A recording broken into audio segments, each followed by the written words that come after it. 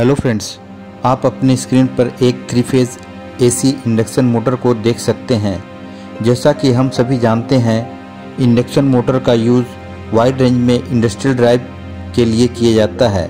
ऐसा इसलिए, एक तो ये सेल्फ स्टार्टिंग होते हैं और दूसरा इनका मेंटेनेंस कॉस्ट भी इकोनॉमिकल होता है।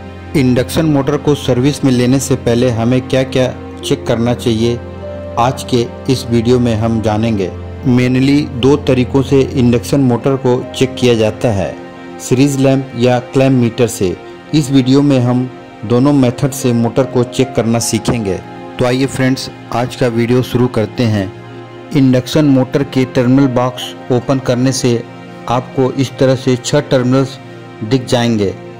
आर फेज़ के लिए 2 टर्मिनल्स T1 T2, इसी तरह से वाई फेज़ के लिए T3 T4 और ब्लू फेज़ के लिए T5 T6। जैसा कि आप इमेज में देख सकते हैं, समझने के लिए इस तरह से मार्किंग की गई है। आपके केस में यह U1 V1 W1 और U2 V2 W2 भी हो सकता है। T1 T2 मोटर के आर फेज़ वाइंडिंग के 2 स्टार्टिंग और फिनिशिंग सिरे हैं। सेम इसी तरह से T3 T4 वाई फेज़ और T5 T6 बी फेज़ के सिरे हैं। सीरीज टेस्ट लैंप में 2 टेस्ट टर्मिनल होते हैं। जब इन टेस्ट टर्मिनल्स को हम शॉर्ट करते हैं तो बल्ब ग्लो होने लगता है, क्योंकि बल्ब के अक्रॉस फुल वोल्टेज ड्रॉप होने लगता है। अब टेस्ट लैंप के न्यूट्रल टर्मिनल को मोटर बॉडी और दूसरे टेस्ट लैंप टर्मिनल को T1 T2 T3 T4 T5 और T6 टर्मिनल में टच करते हैं।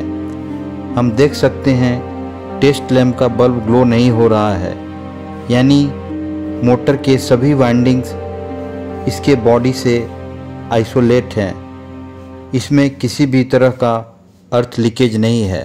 अब मोटर के तीनों फेज़ की वाइंडिंग को चेक करेंगे। इसके लिए टेस्ट लैंप के पहले टर्मिनल को T1 में रखकर T2 के साथ टच करते हैं। इसी तरह से T3 में रख के T4 के साथ और T5 में रख के T6 में टेस्ट लैंप के दूसरे टर्मिनल को टच करने पर सीरीज लैंप का बल्ब ग्लो हो रहा है। मोटर के तीनों फेज़ की वाइंडिंग कंटिन्यू है, यानी इसकी वाइंडिंग भी सही है। आखिरी में तीनों वाइंडिंग की आपस में इंसुलेशन को चेक करेंगे। इसके लिए टेस्ट लैंप के पहले टर्मिनल को T3 में रखकर टेस्ट लैंप के दूसरे सिरे को T2 और T6 में टच करते हैं। इसी तरह से T5 से T2 T4 और T1 से T4 T6 चेक करने से बल्ब ग्लो नहीं हो रहा है।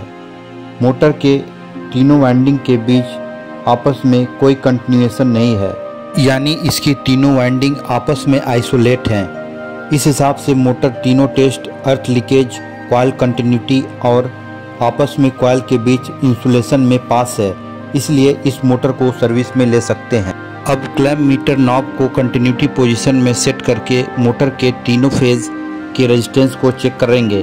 इसके लिए क्लैम्प मीटर के पहले टेस्ट टर्मिनल को T1 में और दूसरे को T2 के साथ रखकर इसके बीच मोटर के आर फेज़ की वाइंडिंग रेजिस्टेंस को मेज़र करते हैं।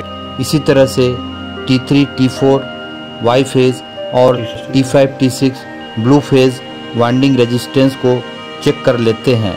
हमने देखा तीनों फेज़ की वाइंडिंग का रेजिस्टेंस सेम है। मोटर के मैग्नेटिक बैलेंस के लिए तीनों फेज़ की कॉइल का रेजिस्टेंस सेम होना चाहिए। जब हमें इस मोटर को स्टार कॉन्फ़िगरेशन में चलानी होती है, इसके T1 T3 T5 टर्मिनल्स को शॉर्ट लिंक से कॉमन करके 3 फेज़ सप्लाई को T2 T4 T6 से कनेक्ट कर दिया जाता है और डेल्टा कॉन्फ़िगरेशन में चलाने के लिए T1 T4 T3 T6 और T5 T2 शॉर्ट लिंक से कॉमन करके T1 T3 T5 या T2 T4 T5 में 3 फेज़ सप्लाई को कनेक्ट कर देते हैं। आज की वीडियो में बस इतना ही फ्रेंड्स। उम्मीद है इंडक्शन मोटर को इंडस्ट्रीज़ में कैसे चेक किया जाता है, आज के इस वीडियो से आपको क्लियर हो गया होगा। किसी भी डाउट के लिए कमेंट करें। Thanks for watching.